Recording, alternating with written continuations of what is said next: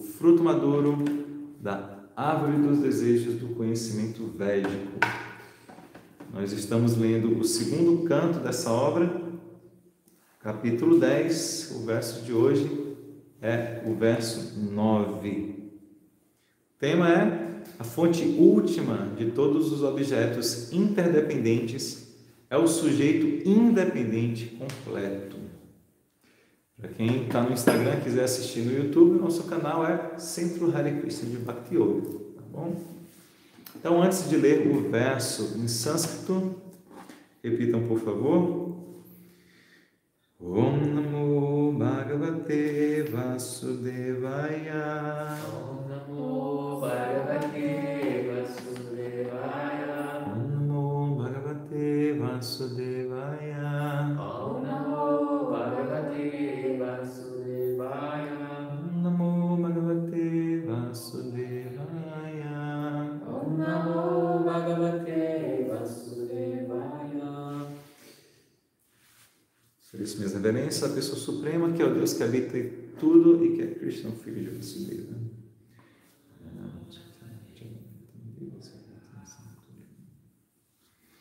Vamos ler o verso em sânscrito.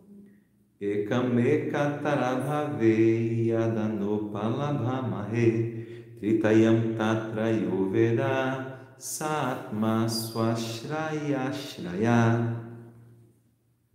Trava a língua no final.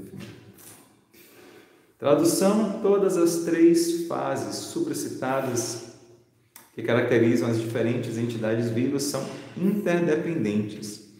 Na ausência de uma, não se entende a outra, mas o Ser Supremo, que vê cada uma delas como refúgio do refúgio, é independente de todos e, portanto, ele é o refúgio supremo. Vamos ler o significado dado pelo nosso querido mestre Srila Prabhupada.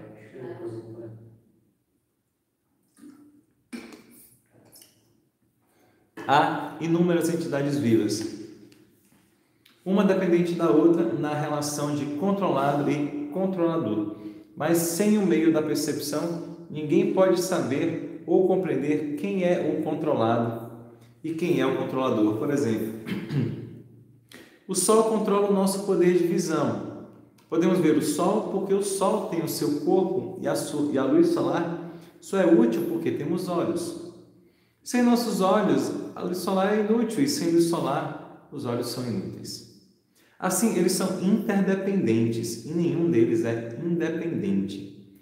Portanto, surge naturalmente a pergunta: quem os fez interdependentes? Aquele que criou essa relação de interdependência, em última análise, deve ser completamente independente. Como se diz no início do Srimad Bhagavatam, a fonte última de todos os objetos interdependentes é o sujeito independente completo. Esta fonte última de toda a interdependência é a verdade suprema, ou Paramatma, a superalma, que não é dependente de nenhuma outra coisa. Ele é Svashraya Ashraya. Não é essa palavra? Svashraya Ashraya. Ele só depende de si mesmo, e assim ele é o refúgio supremo de tudo. Embora Paramatma e Brahman sejam subordinados a Bhagavan, porque Bhagavan é Purushottama, ou a superpessoa, ele também é a fonte da superalma. Srila Prabhupada aqui já. O comentário significado de Prabhupada continua, mas como tem alguns pontos que eu gostaria de comentar, não sei se todos os termos, por exemplo, é de conhecimento de vocês que estão assistindo. Então, para eu comentar aqui alguma coisa do verso, do significado, eu vou antes pedir as bênçãos e oferecer minhas reverências aos nossos mestres espirituais, a todos os devotos Vaishnavas. Om Agyanati Mirandasya Gyanam Jana Shalakaya Chakshurum Militam Jena Tasmai Shri Gurave Namaha. Os olhos estavam cegos da escuridão da ignorância, mas com o vento do conhecimento, o meu mestre espiritual abriu os olhos, a ele eu presto minhas humildes reverências.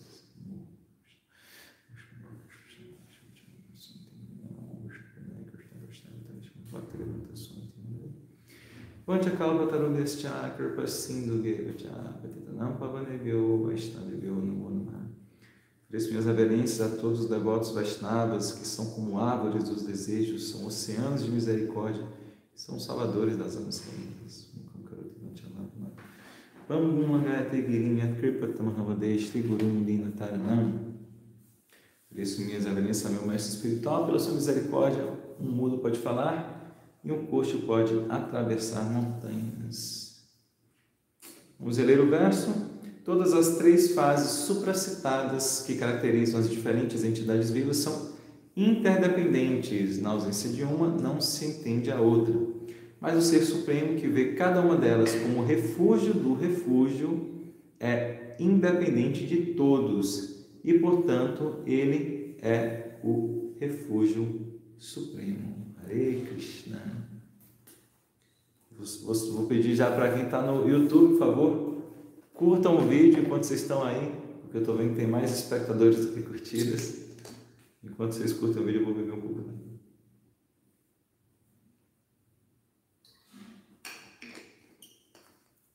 Esse verso é interessante, né, que ele está se relacionando ao verso anterior.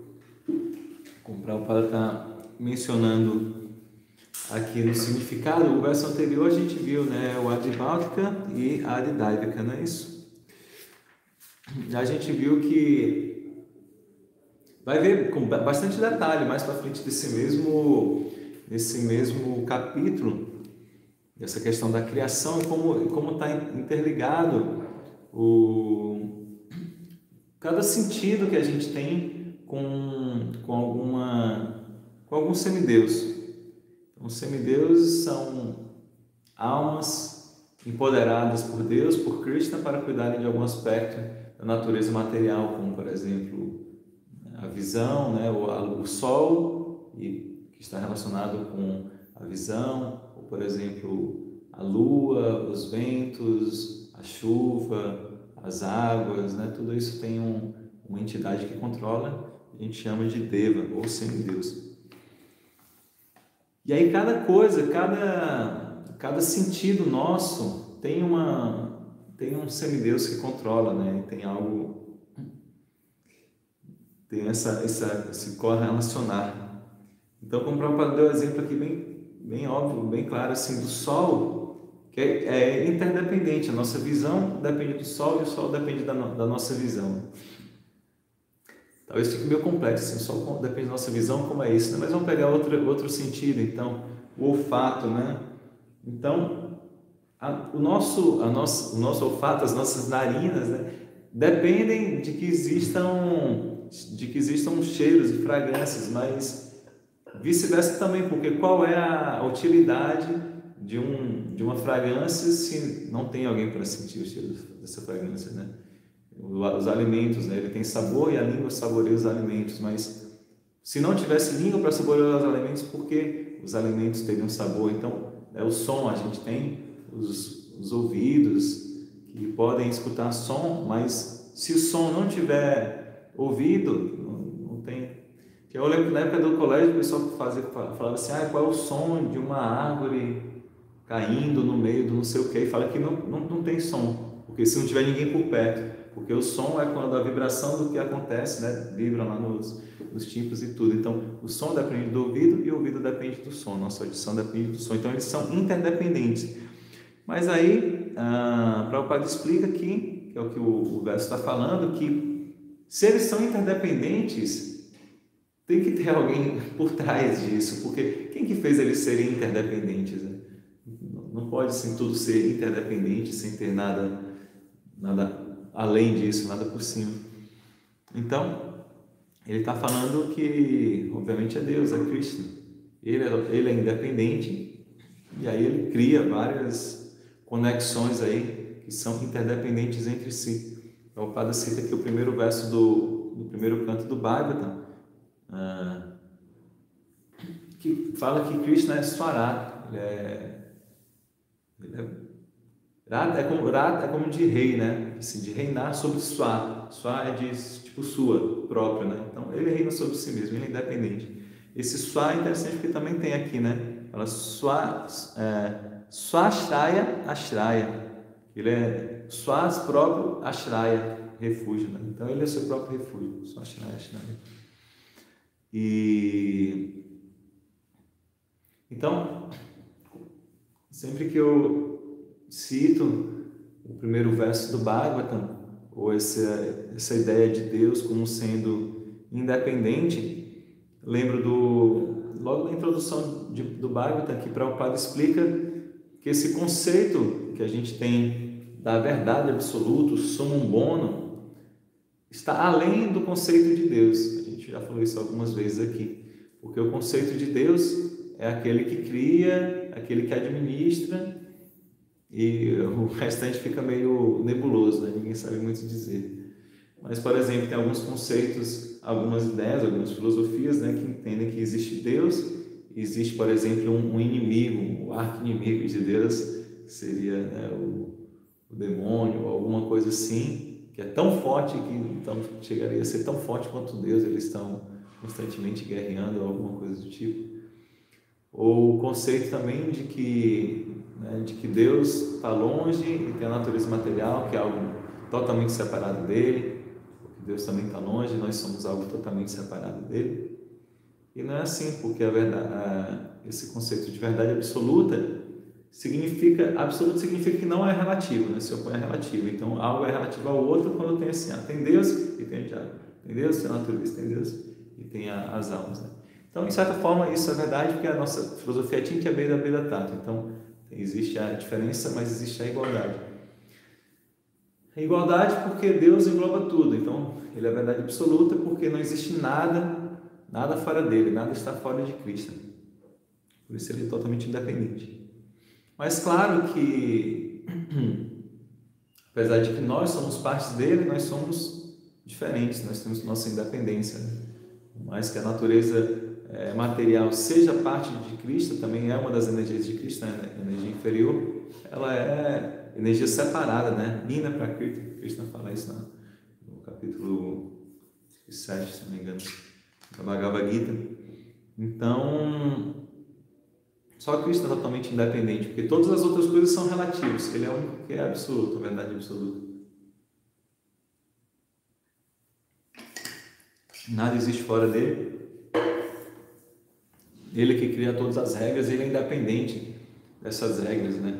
Ele cria o mundo material, existe a lei do karma, existem as três energias materiais de Rajas, Tamas e Sattva, mas quando o próprio Deus, o próprio Krishna vem para o mundo material, ele não fica sob influência, né, de Mahamaya ou dos gunas. Como o exemplo da aranha, que ela tece a teia e os insetos que encostam na teia ficam presos lá, mas a própria aranha ela se move muito facilmente por essa teia que foi a criação dela. Né? O que mais que o Prabhupada nos traz? A gente não terminou de ler o significado, né? Eu não terminei. Então vamos continuar. Isso. Continuar. No Bhagavad Gita, capítulo 15, verso 18, o Senhor Krishna diz que ele é o Purushottama e a fonte de tudo, e assim se conclui que Shri Krishna é a fonte e refúgio últimos de todas as entidades, incluindo a Superalma e o Brahman Supremo. Aí, quando o Prabhupada cita o Superalma e o Brahman Supremo, sempre é bom dar uma explicação rápida para quem não está familiarizado com esses termos. Esses são os três aspectos. Há poucos dias não foi lido esse verso, né? Acho que foi anteontem que falou. Não, o verso parece. O verso cita o Brahman e cita o Paramatma. O verso 7 fala: a pessoa suprema, celebrada como ser supremo, alma suprema, é a fonte suprema da manifestação cósmica, bem como seu reservatório e seu término. Assim, ele é o manancial supremo, a verdade absoluta. E aqui no próprio sânscrito traz, né, que ele é a fonte de Bhagavan, que ele é a fonte de Brahman, e de Paramatma.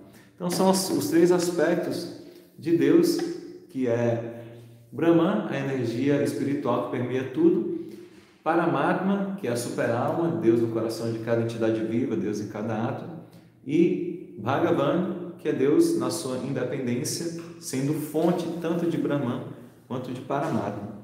Então é o que está sendo dito. Ele é fonte e refúgio de todas as entidades vivas, incluindo o Super-Alma, que é o Paramatma, e o Brahman Supremo, que é essa energia espiritual. Mesmo aceitando que não existe diferença entre a super-alma e a alma individual precisa da super-alma para libertar-se da ilusão da energia material. Isso de que não tem diferença é no sentido de qualitativo. Aqui a gente sabe que Deus ele é pleno de eternidade, conhecimento e bem-aventurança, e as almas puras, elas também em seu estado puro, né? Não quando estão corporificadas, ela é plena de também eternidade, conhecimento e bem-aventurança. Sendo que Deus tem isso de maneira ilimitada, nós temos isso de uma maneira infinitesimal. Então, a alma individual precisa da super-alma para libertar-se da ilusão da energia material. Tem diferença, né? Krishna, quando ele vem, ele não fica sobre essa ilusão, mas as almas ficam. O indivíduo está sob as garras da energia ilusória, portanto, embora qualitativamente uno com a super-alma, ele está sob efeito da ilusão que o leva a identificar-se com a matéria. E para perder esse conceito ilusório sobre a vida verdadeira, a alma individual tem de depender da super-alma para ser reconhecida como alguém que é uno com ela. Neste sentido, também a super-alma é o refúgio supremo. E não há dúvida alguma quanto a isso.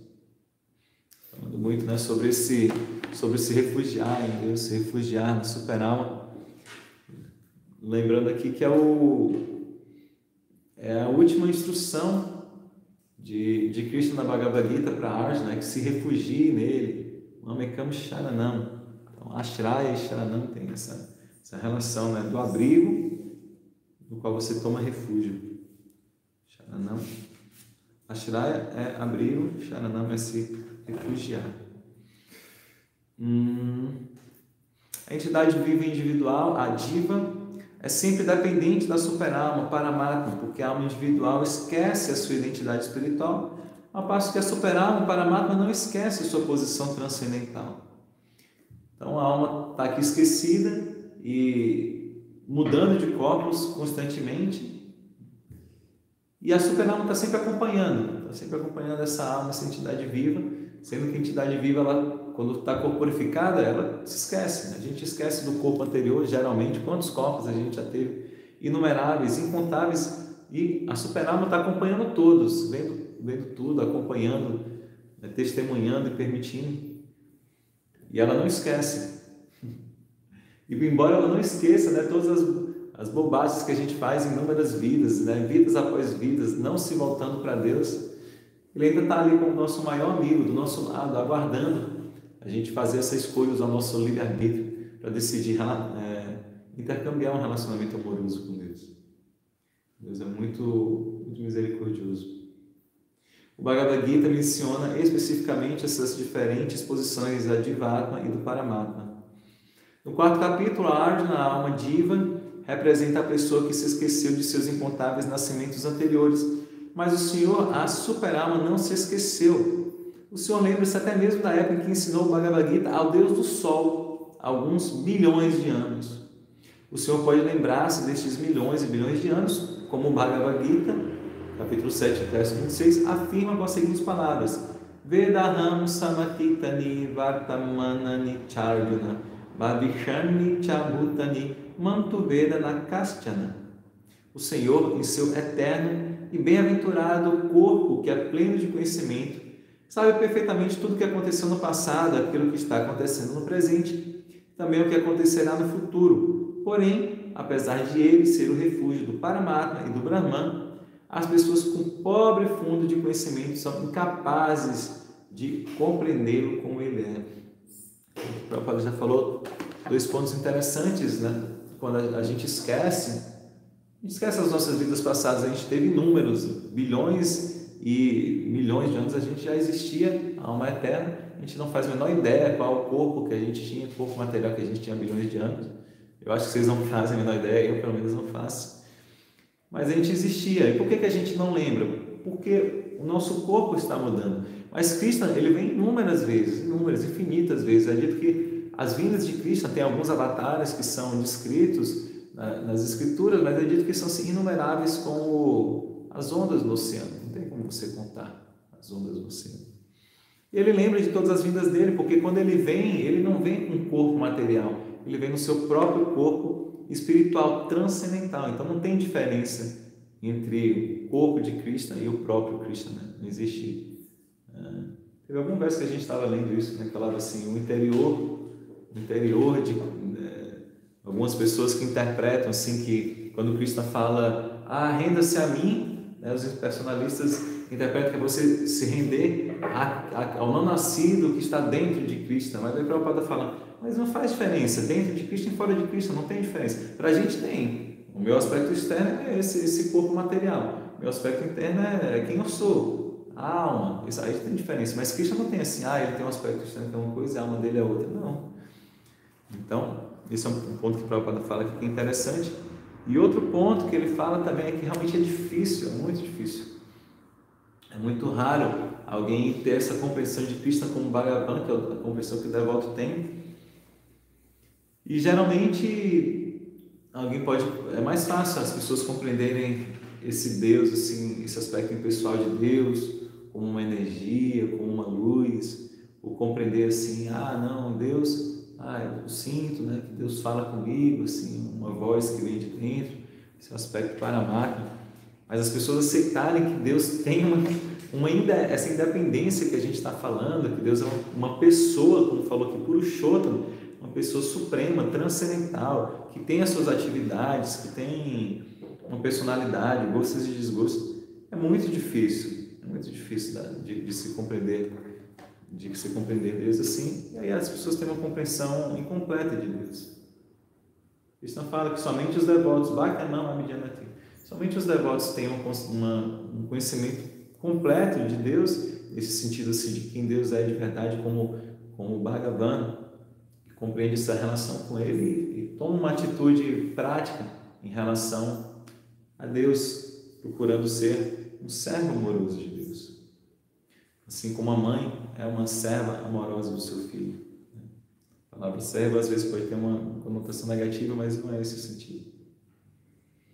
Por fim, a propaganda segundo a qual a consciência cósmica é idêntica à consciência das entidades vivas, individuais, é completamente enganosa. Porque até mesmo uma pessoa ou homem individual como Arjuna não conseguia lembrar-se dos seus feitos passados, embora ele esteja sempre com o Senhor. E o que pode o minúsculo homem comum, que falsamente alega ser uno com a consciência cósmica, saber sobre o seu passado, presente e futuro?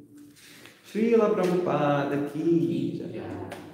Então, Prabhupada dá exemplos muito claros assim, de que é ridículo a gente querer dizer que nós somos Deus, que somos igual a Deus. É ridículo, esse é um Deus muito pequeno, um Deus que pode ser coberto pela ilusão de não saber que Ele mesmo é Deus. Se eu sou Deus, eu não sei que eu sou Deus, que Deus é esse?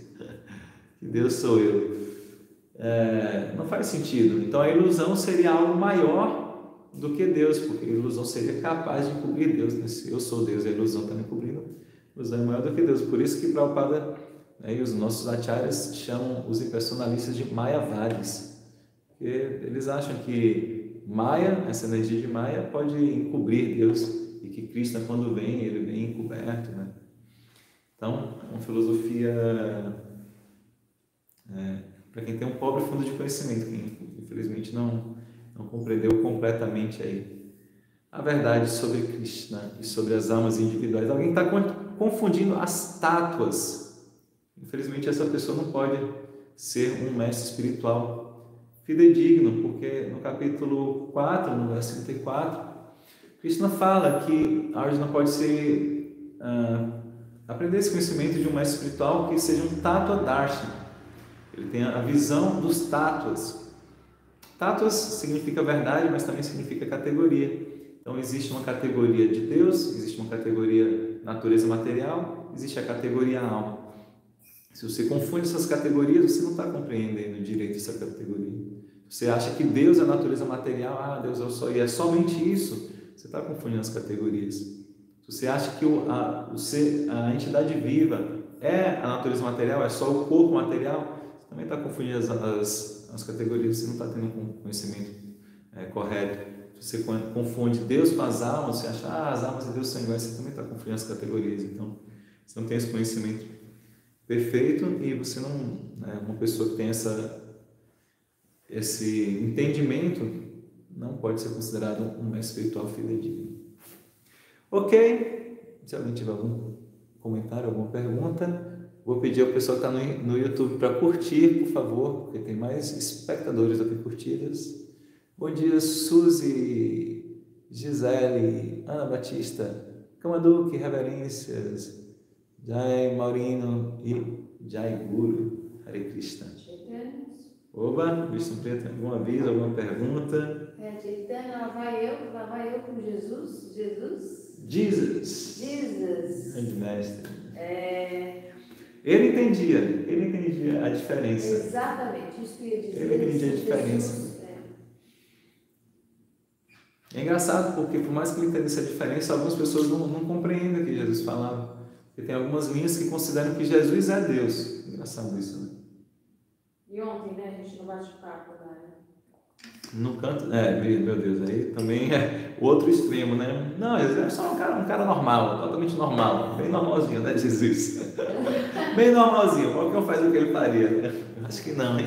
Acho que você tem que ler de novo a história dele, prestar bem atenção, para ver que não era uma pessoa normal.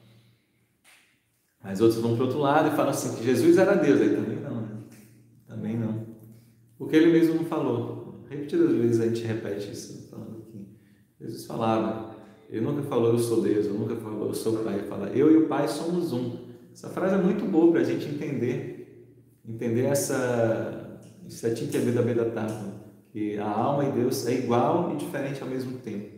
Ele fala eu e o Pai, não é diferente, existe ele, existe o Pai, somos um. Então eles estão em união porque eles estão compartilhando a mesma energia espiritual, ele estava completamente alinhado com os propósitos divinos, obviamente, né? Então Jesus podia falar que eu e o Pai somos um. E a questão do que mais? Né? Então é hoje, né? No dia de hoje. Exatamente, hoje. Do renascimento da ressurreição, né? Eu acho que veio essa parte também da nossa conversa espiritual, né? A gente a gente tem um renascimento, né? Também, né? Pode fazer essa. Isso. Pode fazer essa, né? Também essa reflexão. Sim, do nosso próprio renascimento também, né? A gente deve morrer para o nosso eu material, para o nosso falso ego, a gente tem que despertar para o nosso verdadeiro ego.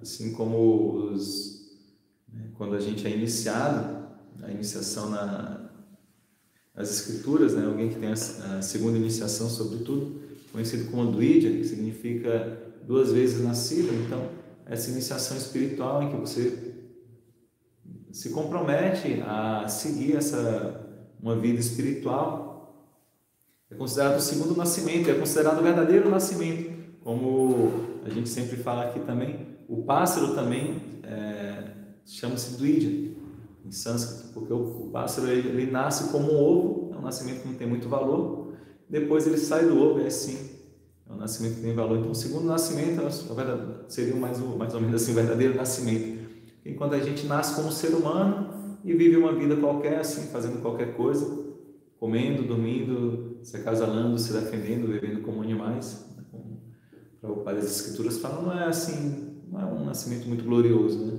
Não é uma boa utilização da vida humana, mas quando a gente desperta para a ciência espiritual, esse é um segundo nascimento interessante, né?